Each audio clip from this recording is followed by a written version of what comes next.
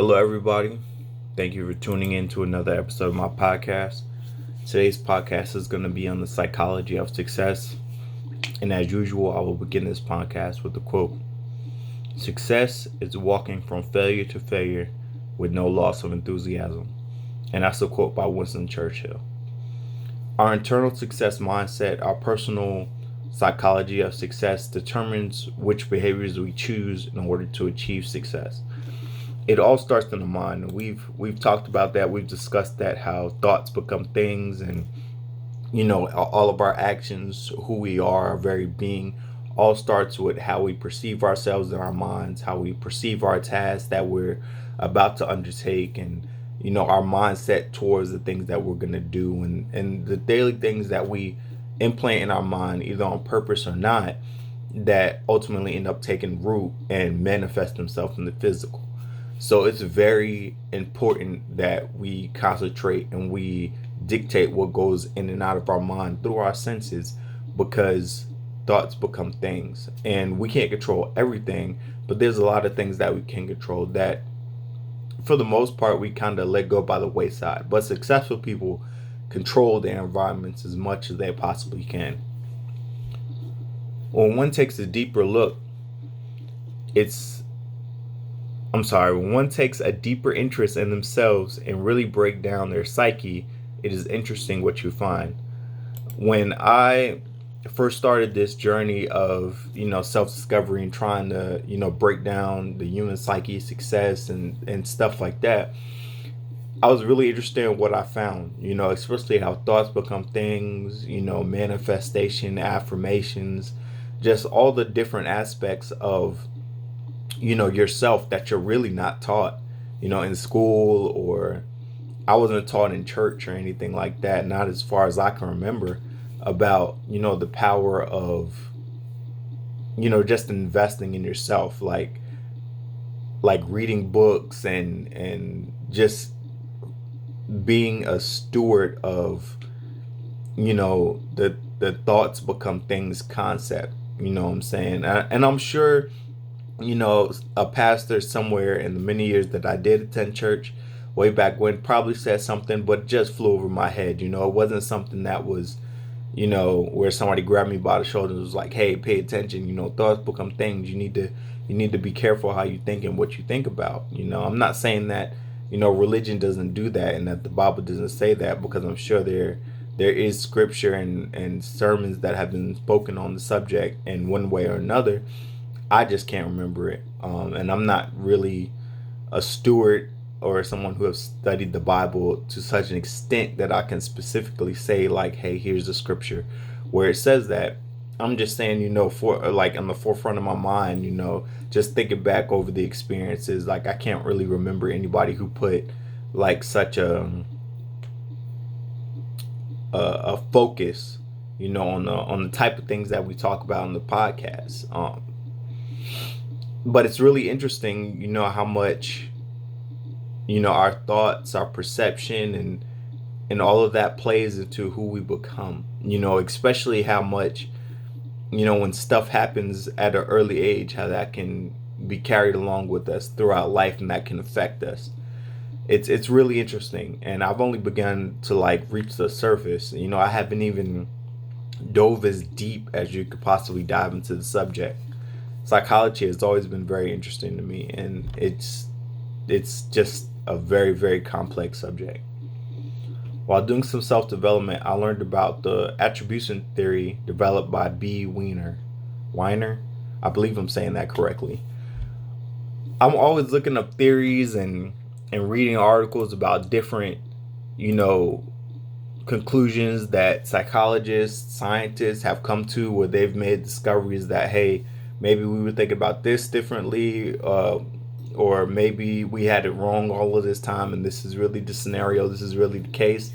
But I feel that true success of an individual is based in his perception of himself, meaning that if you want to change your environment, if you want to change, your community, if you want to change your family, if you want to change the dynamic at work, whether it be between you and your boss, you and your people who work to the left and right of you, or even your subordinates, it starts with you.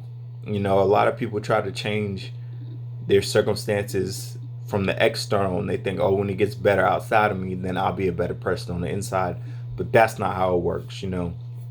Be the change that you want to see in the world. So it all starts with you. So I read these theories and these lists, like in the podcast prior to this, that successful people say, hey, these are the things that successful people do, and I try to compare that to my life and put it in my podcast so other people can do the same.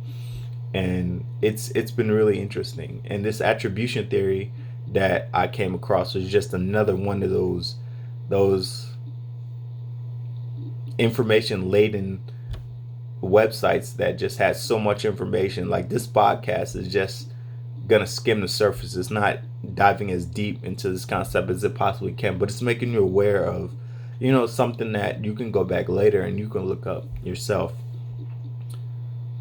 So within the attribution, it's a 3-stage process. Well, number 1, the person must perceive or observe the behavior. Number 2, then the person must believe that the behavior was intentionally performed.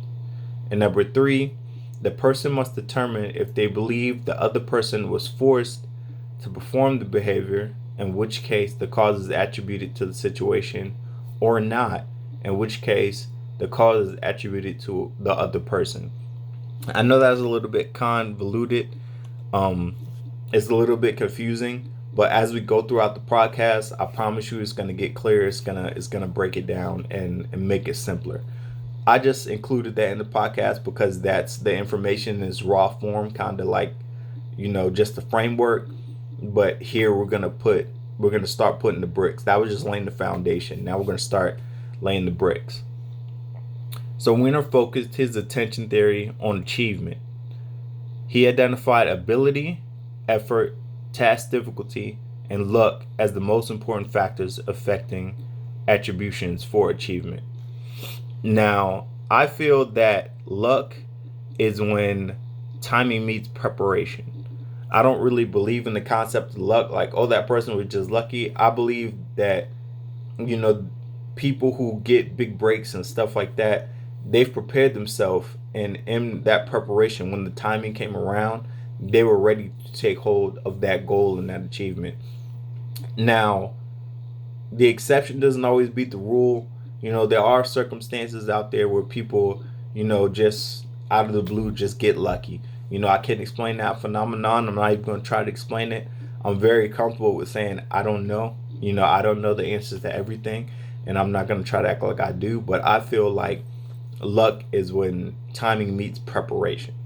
So that's the definition that I'm going to use for luck when we talk about these attributes. So the attributes, again, that he identified were ability, effort, task difficulty, and luck were the most important factors affecting the attributes for achievement. The lecture that I was listening to was an instructor speaking with a group of kids, and he was using math as an example.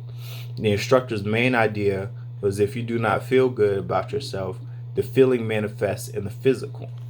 Again, thoughts become things. I'm sure, everybody listening to this podcast has had an incident in their life when they were doing something, and just from the get-go, they were like, oh, this is going to be hard, this is going to be difficult, or they just didn't feel like doing it, they didn't want to be there, they had to be there because their boss told them to, or for some other reason other than the desire that they wanted to be there. So that feeling manifests itself in the physical. So if you say something is going to be hard, it then becomes hard because your mind and your subconscious is listening to that. Your subconscious is always listening. So if you say something is going to be hard, you then in turn create mental blocks and scenarios in your own mind, and that which will manifest in the world for that task to then become more difficult. So it all starts with you. Perception is reality. If you perceive something as being difficult, it's gonna be difficult. If you perceive something as being easy, it's gonna be easy. If you perceive something as, hey, this is just something I got to do on my road to success to get where I need to get, then you're gonna get through it. However, you got to get through it. But again, it starts with you.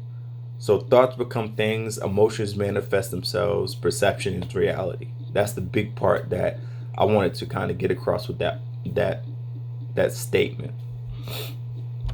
For instance, if you state over and over again that a task is difficult, or repeating out loud or otherwise, I'm not good at math, and you get a bad grade, your mind instantly jumps to your ability to do math. If you score a good grade in the same subject, then you'll tell yourself that that must have been luck. You're not attributing it to yourself. You're attributing it to luck, which again, the definition that we're using for luck is when opportunity meets preparation, or timing meets preparation. So if you're saying, oh, that math is hard, that's the example we're using. If we say math is hard, I'm not good at math, and then you do get a good grade on a math test, like the example said, you say, oh, I must have got lucky. You're telling yourself that, math is so hard and you're not smart enough, that you're not capable of getting a good grade. Which again, if you say that over and over and over again, you're creating that mental block that is prohibiting you from expressing the intelligence that you have and your ability to be good at math. And this is actually an example that really hits home, because when I was I think it started in middle school. From middle school on up, I was good in the other subjects but math. Like everything other than math. Math always made, cuz I had to work harder for math. I'm just not a math guy. I'm more of like a philosophy, science type of individual. Like that's how my mind is geared. I'm not really geared towards math for one reason or another. But once I started getting up into like algebra, geometry, calculus, trigonometry, statistics, it started to get a little bit challenging, and my grades reflected that. And I was a person that told myself this, that I was the negative person. Like, hey, I'm not good at math. And if I got a good grade, I was just like, hey, it is what it is. I got lucky this time. And if I got a bad grade, I was like, well, go figure, I'm not good at math. So that was kind of my mindset towards math when I was in school. However, after doing self-development and finding out about these theories and the mindset and how thoughts become things, perceptions, reality, all of that important stuff, I took it on myself, even though I'm not taking a math class now, and math isn't, a subject that dictates my passing or failing on a daily basis. I went out to Barnes and Noble and I bought like a simple math book, and I just do simple math equations just to, keep myself sharp. I never know what instance math might be important, which again leads to another story and another coincidence that's funny in my life. I always thought that, math is not going to be important. I'm not going to need math, and I'm going to be a pilot. Why do pilots need math? And when I went to high school and I started doing flight training, I found out that math is actually a very big part of flying. It's simple math, but still, you need to know how to do math. Well, then I got into the mindset that, once I found out that, life kind of threw me a curveball and I wasn't necessarily going to be a pilot right away, a military pilot right away. And then I was like, well, in my MOS in the military, I won't need math. And then I ended up becoming an engineer. And being an engineer in the military is very math heavy. There's formulas you got to know. There's, measurements. Like there's a lot of math. You have to be, and again, it's basic math, but this math that you're doing could actually save your life, or result in other people being injured, because you have to calculate, different type of weights. You have to calculate time fuse, which the time fuse is the the amount of time that you have once you initiate, an explosion or an explosive that you build, to cut down a tree or what have you. It's the fuse on the device that, will allow you time to create like a safe distance, and if you get that wrong, if you calculate that wrong, that could be your life. So I learned very quick that math was important, and I tried to improve upon, my basic math skills, not to the level that I wanted to be at, but it was good enough to do my job. Honestly, I kind of slept on it. I should have done a better job, and I'm still learning to this day, trying to get better and trying to, just do what I gotta do to get to where I want to be as the person in my mind, not what the world says or what society dictates, but the person I want to be in my mind for my goal and for what I want to accomplish. So that's just several personal examples of how attribution theory worked in my life, how I attributed, some things to luck, and how by my own thought process I made my ability to be successful at a certain task less than what I wanted it to be, or less than desirable. The instructor stated that the beginning of our issue is that we doubt our ability, and in doubting our ability, we then give less effort based on our perceived difficulty of that task. The instructor said instead we should use effort as the standard. We should never question our ability. We should always question if we applied enough effort. And I can honestly, when I look back over those situations that we just discussed, the math situation, being in the military, aviation, did I apply enough effort? I would say I applied enough effort to just be good enough at what I was trying to achieve. Like if I had to put a grade on it, I would definitely say it was like a C. I did not apply enough effort to be the best in my field, the best in that grade, the best I could possibly be. And I feel like I had more potential in those areas, more room to grow. And it definitely showed when I went to college and I had to take statistics. And my statistics teacher was phenomenal. And he made math interesting, and he made the connection between math and the real world. And because he made that connection, and I could see like, hey, this can relate, this can be something I will use later on, instead of like, calculus or trigonometry, something. I'm not an engineer, well, in the civilian world, so I never thought that I'd use it again. When he made that connection that between statistics and real life, I saw a bridge of where it could be applicable. So I stayed interested in the topic. I studied, I went to tutoring, and I got good grades in statistics, but I put the effort forward. I dug in deep, knowing that math is not one of my strong points. And I did what I had to do to ensure that I passed that class. And to me, it was important that I got an A, because I didn't want to let my teacher down. An A or a B, I can't remember what the grade was. But it just goes to show that effort applied in the right direction will help us get the results that we need to get.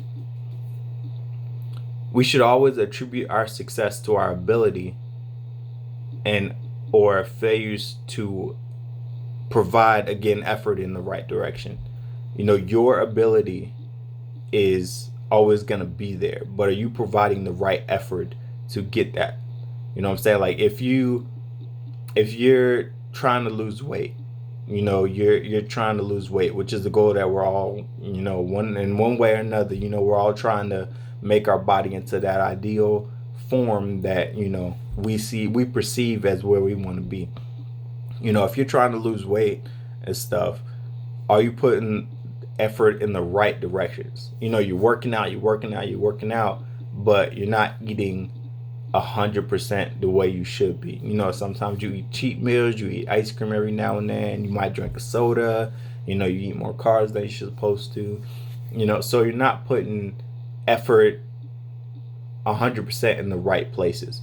Because from what I was told and what I understand, leading a healthy lifestyle, losing weight, and getting to that physical form that you desire or you want to achieve is about 80% your diet and 20% working out. So you can work out as much as you want to, but if your diet is garbage, then you're not going to get that figure that you desire. So a big part of getting where you want to get is what you eat and what you put into your body, just like your thoughts and stuff like that. A big part of success and a big part of getting where you want to getting where you want to go is the mindset that you have towards that thing. So are you applying effort in the right directions? Working out hard is fine and well, but are you eating the right things? Are you fueling your body the right way as well? That's also important. So we got to be cognizant or aware of the direction or the areas in our life in which we apply effort. That's important as well, because effort applied in the wrong direction will end up just hurting us or hindering our progress ultimately. We should never be afraid to try or doubt our abilities. We should never be afraid to try, and we should never doubt our ability. We always have the ability to be good at something, but are we putting in the right effort? If you try and you fail, you just learned that that's not a successful way to do it. That's one way of not being able to accomplish your goal. So try something else. And just like the quote in the beginning of the podcast, it said, success is walking from failure to failure with no loss of enthusiasm. To be enthusiastic, you have to act enthusiastic. That's something that I learned at a very young age. I think it was during some mentor program.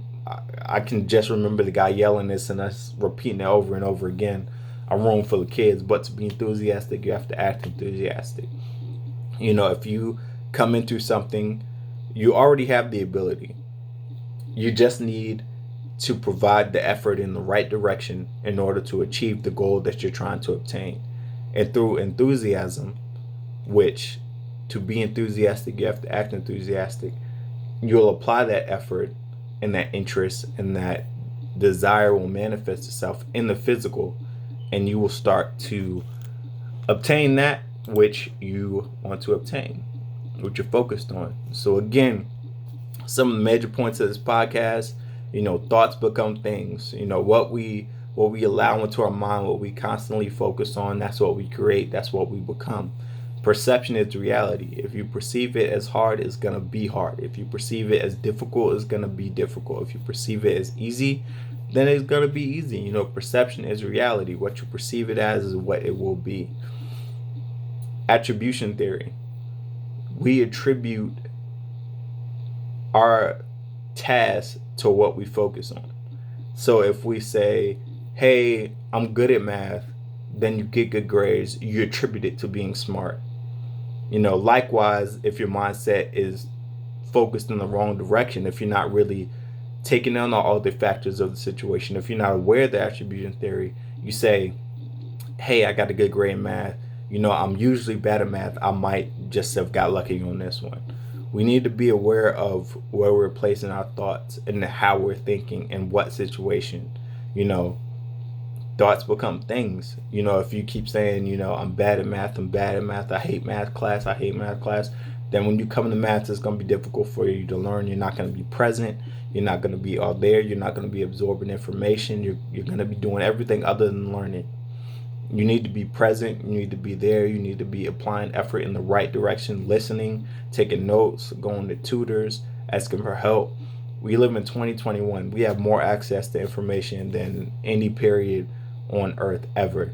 So if you want to go on YouTube, learn how to do the equation or whatever the scenario is, we have access to information. All you got to do is dig. In 2021, it seems like, if people don't want to be successful, it's really, or if they're not successful, it's really based on themselves, because we have so many tools and so many options available to us that weren't available to our ancestors. So again, just some things for you to think about moving forward.